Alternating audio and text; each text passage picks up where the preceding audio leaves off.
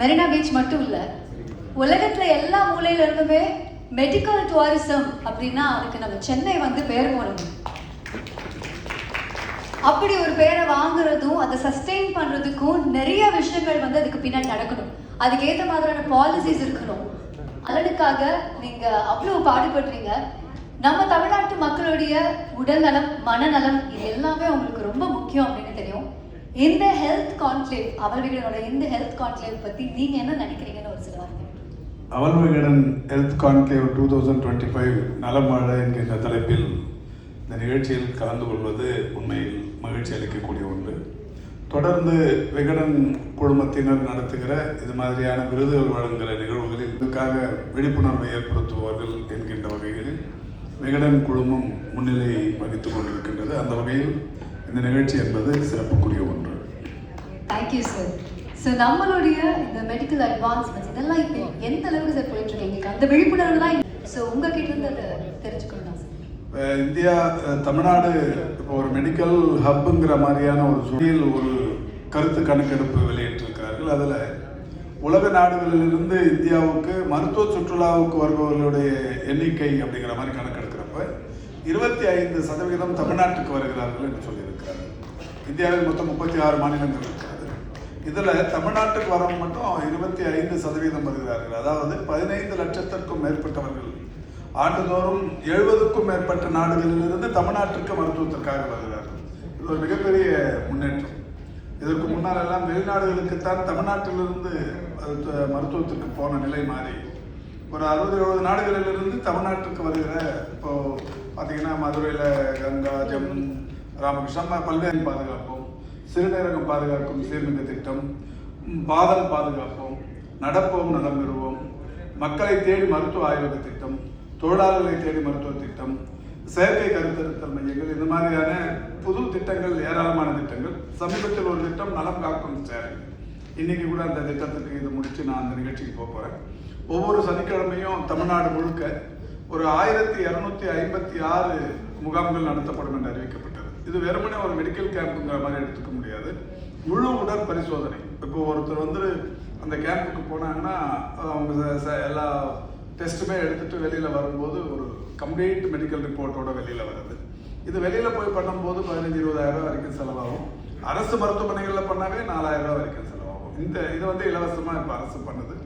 இது வந்து தமிழ்நாட்டில் இருக்கிற ஒவ்வொரு ஒன்றியத்திலையும் 3 இடங்கள், 10 லட்சத்துக்கும் மேற்பட்ட மக்கள் தொகை கொண்ட ஒரு 5 மாநகராட்சிகளில் 4 இடங்கள். இப்போ இந்த மக்களை தேடி மருத்துவம் பார்த்தீங்கன்னா 2021 ஆகஸ்ட் திங்கள் 5ஆம் தேதி கிருஷ்ணகிரி சாமனப்பள்ளியில் முதலமைச்சர் வந்து தொடங்கி வச்சாங்க.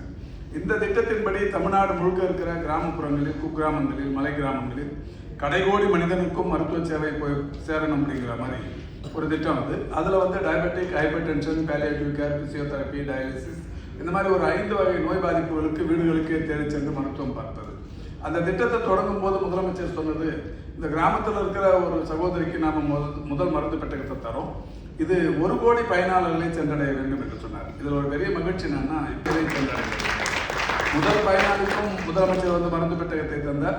50 லட்சமாவது பயனாளிக்கும் சித்திரப்பாக்கத்துக்கு வந்து மருந்து பெட்டகத்தை தந்தார். 1 கோடியே 1வது பயனாளிக்கும் திருச்சி சன்னாசிப்பட்டிக்கு வந்து மருந்து பெட்டகத்தை தந்தார்.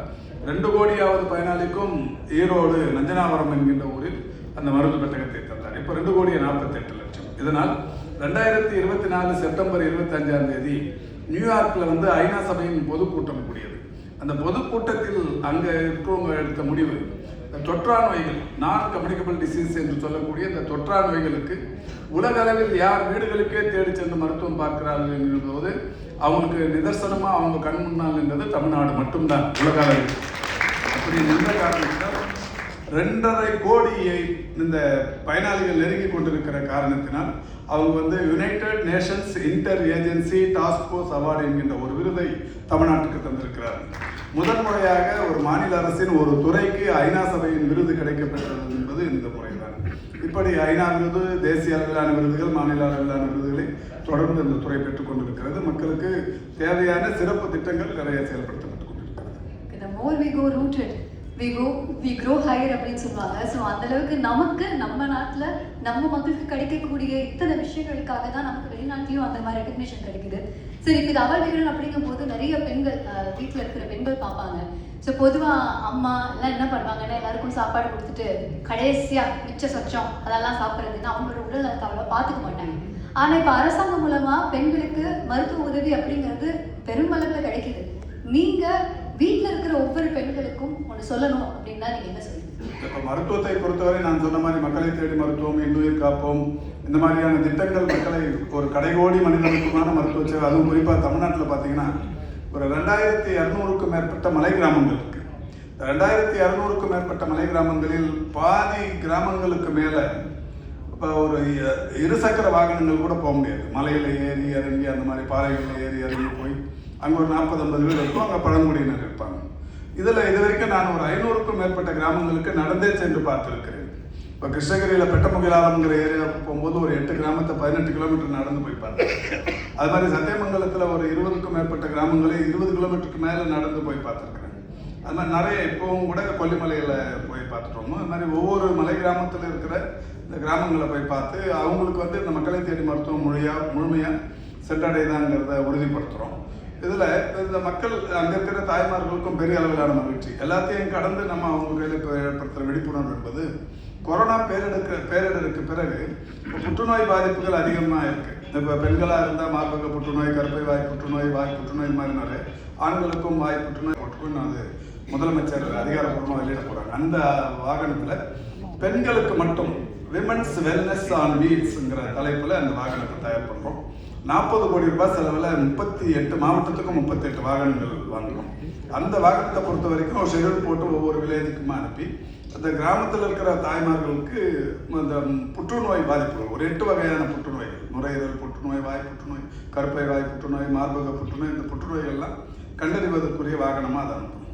இது வெறும் புற்றுநோய் கண்டறியத்துக்குன்னு போனால் மக்கள் பீதி அடைஞ்சிருவாங்க. அதனால விமன்ஸ் வெல்னஸ் ஆன் வீல்ஸுங்கிற தலைப்பில் அந்த வாகனங்கள் அனுப்ப போகிறோம். மிக விரைவில் அந்த வாகனங்கள் பயன்பாட்டுக்கு வரப்போகுது. முதல் வாகனத்தை நேற்றுக்கு ஆய்வு பண்ணியிருக்கிறோம். அதில் என்னெல்லாம் இன்னமும் டெவலப் பண்ணணுங்கிறத பார்த்துருக்கோம். அந்த வகையில் தமிழ்நாட்டை பொறுத்த வரைக்கும் மகளிருக்கு இந்த ஹெல்த் டிப்ஸுங்கிற மாதிரி நிறைய விஷயங்கள் இப்போ போயிருக்கு. இப்போ நடப்போம் நலம் பெறுவோம்னு ஒரு திட்டம் 2024 நவம்பர் 4ஆம் தேதி சென்னையில் தொடங்கி வச்சோம். துணை முதல்வர் தொடங்கி வச்சார். தமிழ்நாடு முழுக்க இருக்கிற 38 மாவட்டத்துக்கு. இதில் என்ன ஒரு பெரிய சந்தோஷம்னா இது ஜப்பானில் டோக்கியோவில் மட்டும்தான் இருக்குது. ஒரு 8 கிலோமீட்டர் தூரம் நடக்கிறதுக்கான ஒரு ஹெல்த் வாக் பாத் ஒன்று போட்டிருக்காங்க. அந்த பாதையில் 2 பக்கமும் இருமரங்களும் இருக்கைகள், அந்த நிழல் தரும் மரங்கள், செல்ஃபி பாயிண்ட்ஸ் இதெல்லாம் போட்டு நடக்கிறதுக்குன்னே ஒரு 8 கிலோமீட்டர். அப்போ நான் அப்போ ஒரு இதுக்காக போயிருந்தேன். ஜப்பான் பன்னாட்டு கூட்டுறவு முகமை நிதி ஆதாரத்துக்காக போயிருந்தோம். அப்போ போயிருந்தப்ப நான் அந்த ரோடு போய் பார்த்துட்டு அங்கே இருக்கிற அதிகாரிகளை கேட்டேன், இந்த பிரத்யேகமாக 8 கிலோமீட்டர் மட்டும் ஏன் போட்டிங்கன்னா 8 கிலோமீட்டர் நடந்தால் ஒரு நாளைக்கு 10,000 ஸ்டெப்ஸ் வரும். ஒவ்வொருத்தருமே ஒரு நாள் எழுந்த உடனே ஒரு 10,000 அடிகள் நடக்கலாம். நல்லது அது. அதனால இதை போட்டுக்கிறேன்.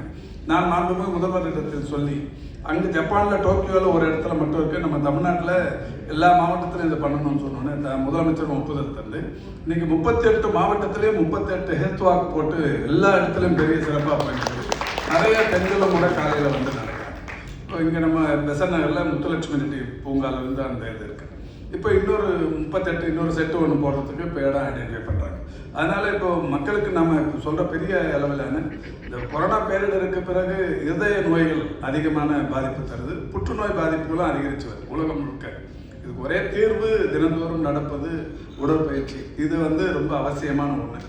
நல்ல உணவு பழக்க வழக்கங்கள், நல்ல உடற்பயிற்சி, அதில் குறிப்பாக இந்த நடக்கிறது அதிகாலையில் இருந்து நடக்கிறதுங்கிறது ரொம்ப அவசியமான ஒன்று. நான் கூட இன்றைக்கி காலையில் என் செல்ஃபோனில் எடுத்து பார்த்தீங்கன்னா தெரியும் நான் எவ்வளோ ஸ்டெப் நடந்திருக்கேன். இன்றைக்கி அங்கெல்லாம் ஒரு சொந்தக்காரங்க வீடு, பையன் வீடுலாம் இருந்தாலும் ஒரு நைட்டு கூட வெளியில் தங்கினது இல்லையா. நைட்டு 12 ஆனாலும் மலைக்கு வந்துடுவார். மலையும் அந்த மண்ணையும் அங்கே இருக்கிற மக்களையும் அந்த அளவுக்கு நேசிச்சிருக்காரு. சரி, அவருக்கு ஒரு ஏதாவது நம்ம பண்ணணும் அப்படின்ற மாதிரி ஒரு டெடிகேட் பண்ணணும்னு சொல்லி காலையில் 4:30 மணிக்கு கொல்லிமலையிலேருந்து கீழே இறங்கி வந்துட்டேன். நடந்தேன் 22 கிலோமீட்டர் நடந்து ஓடி வந்தேன். கொல்லிமலை உங்களுக்கு தெரியும், ஹையஸ்ட்டு ஹேர்பின் பெண்ட்ஸ் இருக்கிற ஒரே மலை கொல்லிமலை தான். 70 ஹேர்பின் பெண்டு. அந்த மாரத்தானை வந்து இப்போ இந்த ஒரு கீ ஒர்க்கர்ஸ்க்கான யூகே மாரத்தான் நான் போட்டேன். 165வது மாரத்தான். இப்போ இது வரைக்கும் 165 போயிருக்கிறேன். ஏற்கனவே ஒரு 2 வருஷத்தில் 25 ஓடி முடிச்சு இந்தியா புக் ஆஃப் ரெக்கார்ட்ஸ், 3 வருஷத்தில் 50 முடிச்சு ஏஷியா புக் ஆஃப் ரெக்கார்ட்ஸ், 4 வருஷத்தில் 75 முடிச்சு வேர்ல்டு ரெக்கார்ட்ஸ், ஹானரரி டாக்டரேட். இப்போ வந்து ஒரு 11 வருஷத்தில் 165 முடிச்சிருக்கிறேன். இன்னும் எவ்வளோ நாள் முடியுமோ அவ்வளோ நாள் முடியுங்க இருப்பேன். சரி, நீங்க வந்து ஆக்சுவலி கொஞ்சம் ஒரு மாதிரி என்ன நீங்க இன்னும் ஓடல அப்படிங்கிற மாதிரி ஒரு ஃபீலே நீங்க கொடுத்துட்டீங்க. I think leading by example, that's what you're doing. we're so happy because இந்த ஒரு நாள்ல என்னதான் வந்து நம்ம ஹெல்த் பத்தி அது இதுன்னு பேசினாலும் கண்ணுக்கு எதிர ஒருத்தர் வந்து நான் இதெல்லாம் பண்ணிட்டேன், நீங்க என்ன பண்றீங்க அப்படின்னு ஒரு கேள்வி இப்பவுமே ஒரு டார்கெட் வச்சிருக்கிறேன். என்ன சார்? அக்டோபர் 1ஆம் தேதி ஸ்டார்ட் பண்ணும்போது சும்மா நண்பர்களோட காலையில நடந்து நிற்கும்போது சும்மா டெய்லி 10-15 நடக்கிறோம், எதனா ஒரு டார்கெட் ஃபிக்ஸ் பண்ணலான்னு. என்ன டார்கெட்னு கேட்டாங்க. அக்டோபர் 1லேருந்து டிசம்பர் 31 இந்த 3 மாசத்துல 1000 கிலோமீட்டர்ஸ் ஃபினிஷ் பண்ணலான்னு நடந்து இருக்கிறோம். ஒரு மாசத்துக்கு ஒரு 330ங்கிற மாதிரி போனால் 3 மாசத்துல 1000 பண்ணலான்னு. அக்டோபர்ல 300 ஓடிட்டேன். இப்போ நவம்பர்ல இந்த 8 நாள்லயே 120க்கு மேலே போயிருக்கிறேன். வர டிசம்பர் 31க்குள்ள 1000 ஈஸியாக கம்ப்ளீட் பண்ணிக்கிறேன். சரியா? ரொம்ப ஆச்சரியமா இருக்கு. ஆனா எங்களுக்கெல்லாம் எப்படின்னா ஒர்க் அவுட் பண்ணாததுக்கு ஒரு எக்ஸ்கியூஸ் தான் கொடுப்போம். நிறைய பேர் கேட்கலாம், இவர் என்ன ஓடுறதே வேலையா வச்சிருக்காரு. அது இல்லை, ராத்திரி 12-1 மணிக்கு போய் படுத்தாலும் 4 மணிக்கு எழுந்துப்பேன். அது எனக்கு ஒரு 25-30 வருஷமா அந்த பழக்கம். 4 மணிக்கு யாரும் எந்த வேலையும் பார்க்க போதில்லை, பெட்ஷீட்டுக்குள்ளே பிறந்துன்னு இருப்பாங்க. நான் 4க்குலாம் எழுந்து 4:30க்கெல்லாம் வெளியில் போயிடுவேன். 7க்குள்ளே முடிச்சுட்டு வந்து என்னுடைய அடுத்த வேலையை அரசு வேலையும் இயக்க வேலையும் பார்க்க ஆரம்பிச்சிடுவேன். So happy. நம்ம யாருமே ரீசன் சொல்ல முடியாது, ஒர்க் அவுட் பண்ணுறதுக்கு டைம் இல்லை அப்படின்னு நம்ம சொல்லவே முடியாது. ஏன்னா அமைச்சர் இது முக்கியமாக இங்கே நம்ம சென்னையிலையும் தமிழ்நாட்டிலையும் வந்து ஹெல்த் சம்மந்தமான அத்தனை விஷயங்களுக்கு யோசிச்சு ஜப்பானில் வாக்கிங் போது கூட இங்கே என்ன பண்ணுறீங்க, அது நாங்கள் அங்கேயும் பண்ணுறோம். அந்த மாதிரி ஒவ்வொரு தடவை யோசிச்சுட்டு இருக்க ஒரு நபர் எவ்வளோ டார்கெட் வச்சுட்டாரு பாருங்க. அவர் சொன்ன நம்பரே நான் மறந்துடுறேன், ஏன்னா எனக்கு வேணாம், ஞாபகம் வச்சுக்க வேணாம், கொஞ்சம் கஷ்டமா இருக்கு அப்படிமா இருக்கு. பட் நிஜமா சார், நீங்க வந்து நிறைய கோல்ஸ் கொடுக்குறீங்க. You are so inspiring. அவ்வளோ ஓட்டத்துக்கு நடுவில் இந்த இடத்துக்கு நீங்க வந்ததுக்கும் காரணம் எனக்கு நல்லா தெரியும். ஏன்னா நீங்க பண்ற வேலையில அது கண்டிப்பா எல்லாருக்கும் போய் சேரும்னு நினைக்கிறீங்க. முக்கியமா ஹெல்த் சம்பந்தமான விஷயங்கள் போய் சேரும்னு நினைக்கிறீங்க. You are a leading example. Give it up for our minister.